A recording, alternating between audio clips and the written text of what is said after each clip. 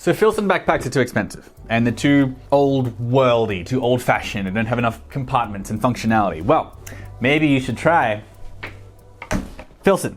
This is Filson's Dryden Backpack, which I've been using for a couple of months, mostly as a gym bag, but here and there around the city. It's a sturdy, all-purpose backpack. It's newer, it's more high-tech than the Journeyman, but it's got the same wonderfully simple and versatile design that Filson is known for. It's not the same design exactly as the Journeyman, which is much better known and much pricier.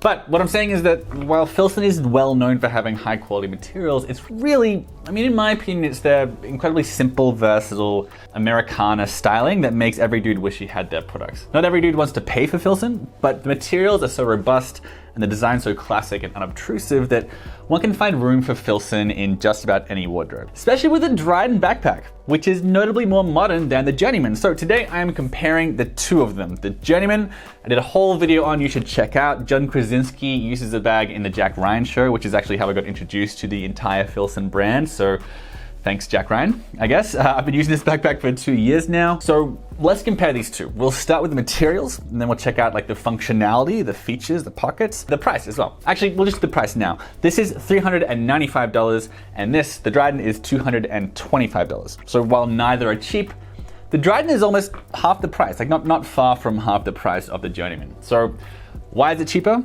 It's not made in America, and the material is totally different. So let's talk about that first. In one corner, we've got the Journeyman Backpack, which is made of 3 of Filson's most iconic and beloved materials. The leather is vegetable tanned bridal leather from Wickett & Craig. That's a Pennsylvania-based tannery that is one of the very few specializing in vegetable tanning in the United States, which is a slow, environmentally friendly process that makes for very tough and hard-wearing leather. So you can see it on the bottom of the shoulder straps here. You've also got it on the pull tabs, on the zippers here, on this clasp for the storm flap up here, and also the carry handle as well. The carry handle, by the way, I didn't mention this in my original video, but it's the weakest part of the whole bag. Not only is it not very padded, so it's not super comfortable if the bag's very heavy and you're carrying it by this, but it's also just not very securely fastened. Mine actually broke off after, it was within 6 months of buying it. To their credit, Filson replaced it, they fixed it for free because the company has an absolutely fantastic lifetime warranty, but yeah, it's not a very robust carry handle, right? So that's the leather. The bulk of this bag, though, is mostly Filson's tin cloth on the front, and on the back and on the bottom are the Filson's rugged twill. So what are these materials? Well, they're both types of very densely woven cotton. The twill on the back has this nice, even appearance. If you look closely, it's got this kind of uniform diagonal pattern called a wale. Denim is a type of twill, actually. A common type of weave with twill is the 2x2. That's with 2 warp threads crossing over every 2 weft threads. This is 2-ply by 3-ply twill. Filson calls this an industrial strength fabric that comes from British Millerin, a facility in England. The rest of the bag that is not twill, it's tin cloth, and that's actually canvas. So canvas is densely woven cotton. Canvas isn't always cotton, but it is here. Canvas is a simpler weave than twill, and it's not as complex. And this is 14 ounces per square yard. When you see a material described as 10 ounces, 14 ounces, 20 ounces, that's how much it weighs per square yard. Canvas and twill are both very old-fashioned materials, right? It's what explorers used to use for bags and tents and jackets in pioneering days. They're super durable, and they're fairly water-resistant just because they're so dense. But the tin cloth is waxed, which enhances the water resistance.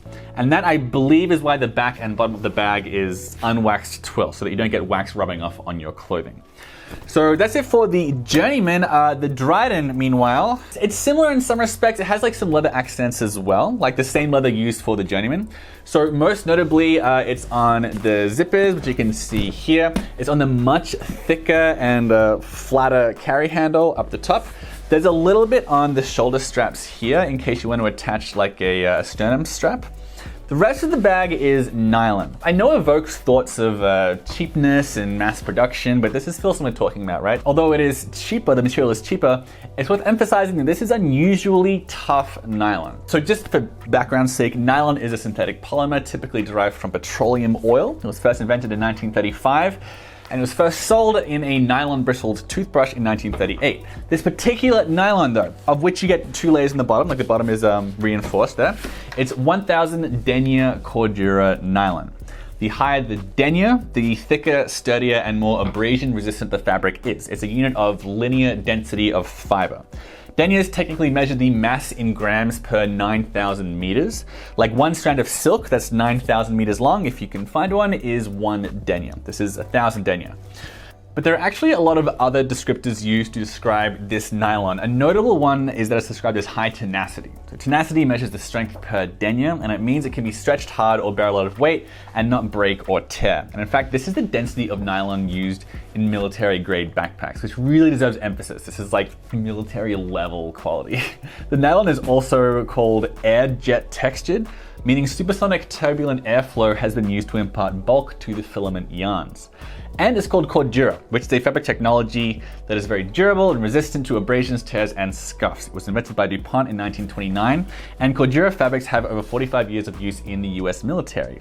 And the last word I want to define that describes this nylon is the word ballistic. It's ballistic, not because it's bulletproof, it is not, but ballistic is a more specific way to describe the weave, which is a very tough 2x2 or 2x3 basket weave that the military uses not just in bags, but also flak jackets to help protect against flying debris and shrapnel. So you can see what I mean, how like at first nylon doesn't sound as cool as the very heritagey, pioneery, cowboyish type of vibe you get from wax canvas and twill.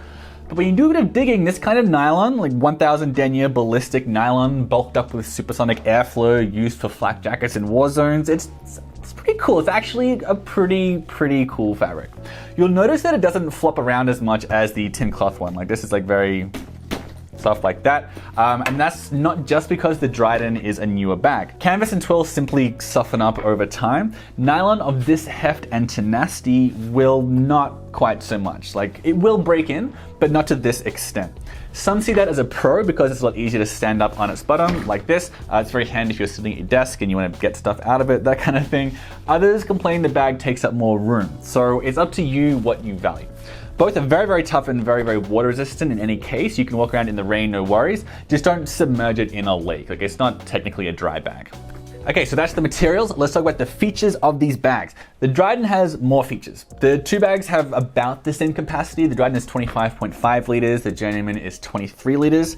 But there are more places to put your stuff with the Dryden. But I'll talk about the Journeyman first though. That's just because it's faster to talk about the features here because it's a much simpler bag. This one has just one big interior compartment with a padded laptop sleeve and also a couple of shallow water bottle holders here that I just use to store my glasses cases. Like I don't love the idea of a water bottle next to my laptop. There's also a zippered pocket here that you can drop some stuff in. And there's also this front compartment here, which is very nice and very big. And it actually is a bit gusseted. You see, it expands outward like that. These clips on the sides. So it's actually very roomy. You can fit like quite a lot of gear in here. But that's about it. There are a couple of other small pockets on the interior here that you can like slip your phone into. And also here, some slimmer pockets here for your pens or I don't know, a vape or something, if that's what you want, if you want to use these like skinny pockets. That's about it though with the Journeyman. It's the one big compartment and this one in the front and also a little zippered pocket on the inside and a padded laptop sleeve. That's the whole bag. The Dryden has a lot more going on with features.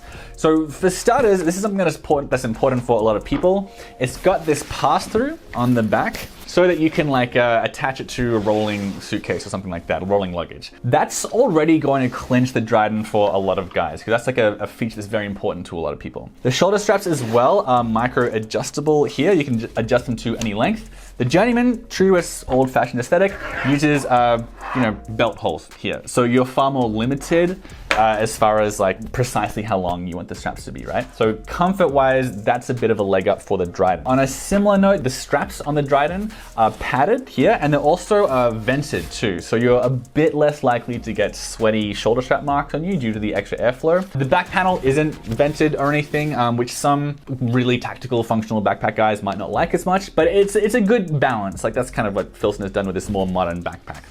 But let's talk compartments. The Journeyman has one big main one with a little zippered compartment on the inside, laptop sleeve, 2 internal water bottle holders, and 1 front pocket, all right? The Dryden has 2 exterior water bottle pockets right here. They don't expand really very much. Like it's more like they eat into the space on the inside when there are water bottles in here. But at least these water bottle holders are not sharing space with your computer, which makes them more practical, I think, in my opinion. The Dryden's laptop sleeve, meanwhile, is in fact an entire new compartment. on the side, right? So it opens up like this, it's gusseted, and it also can fit 2 laptops. You've got this, you've got a sleeve here for a laptop, and also this main one back here, and a bit of Velcro to secure the laptop where it is, this nice little Velcro tab.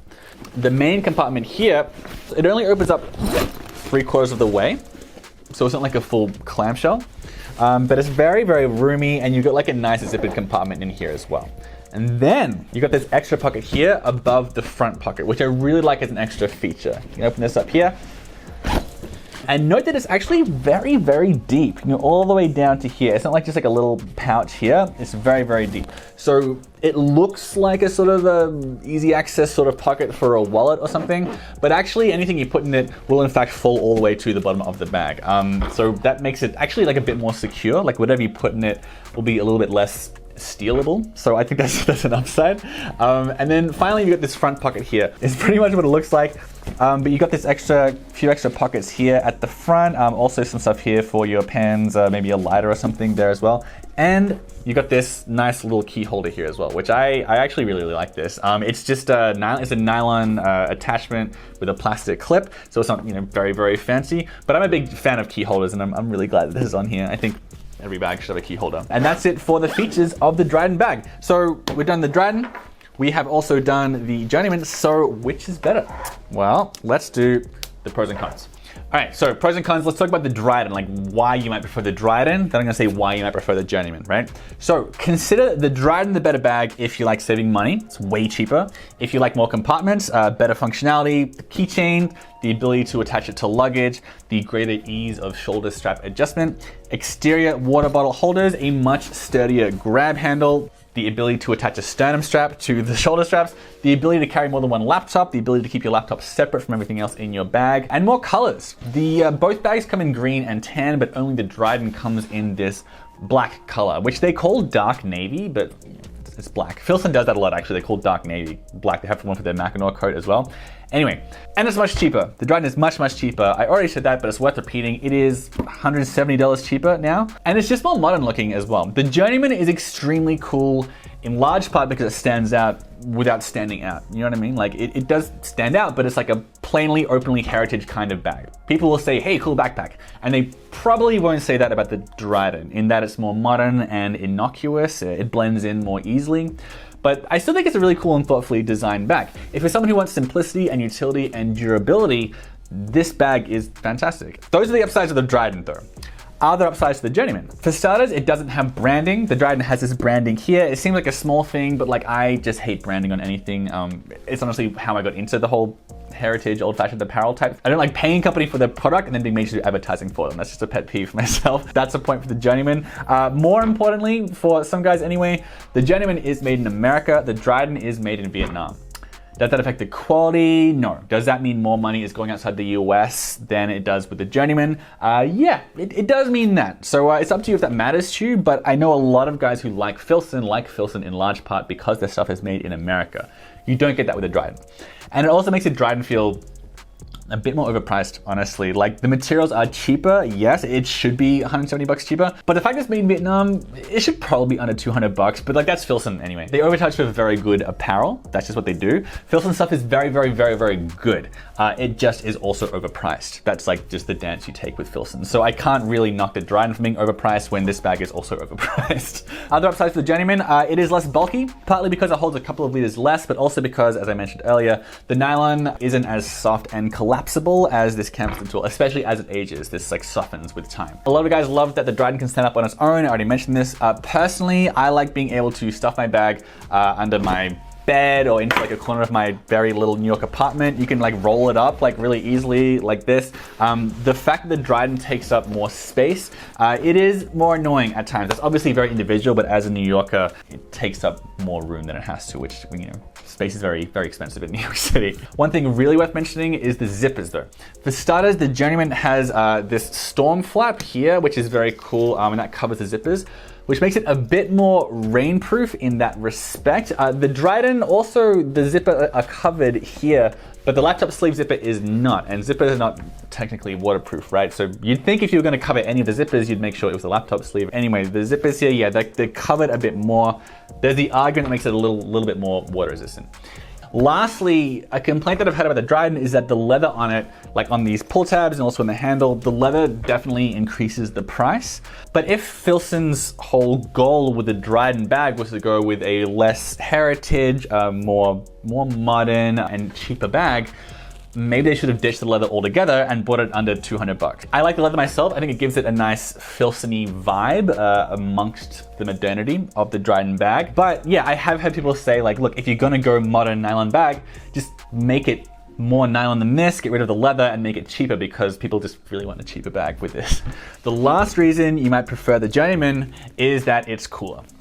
That's obviously completely subjective. Like this backpack, the Dryden, is modern and cool. This backpack is old-fashioned and cool. I just like the more old-fashioned ones, especially because with the Journeyman, you don't look like you're necessarily hiking the Yukon in this one, like you do with some other heritage backpacks, like this one, right?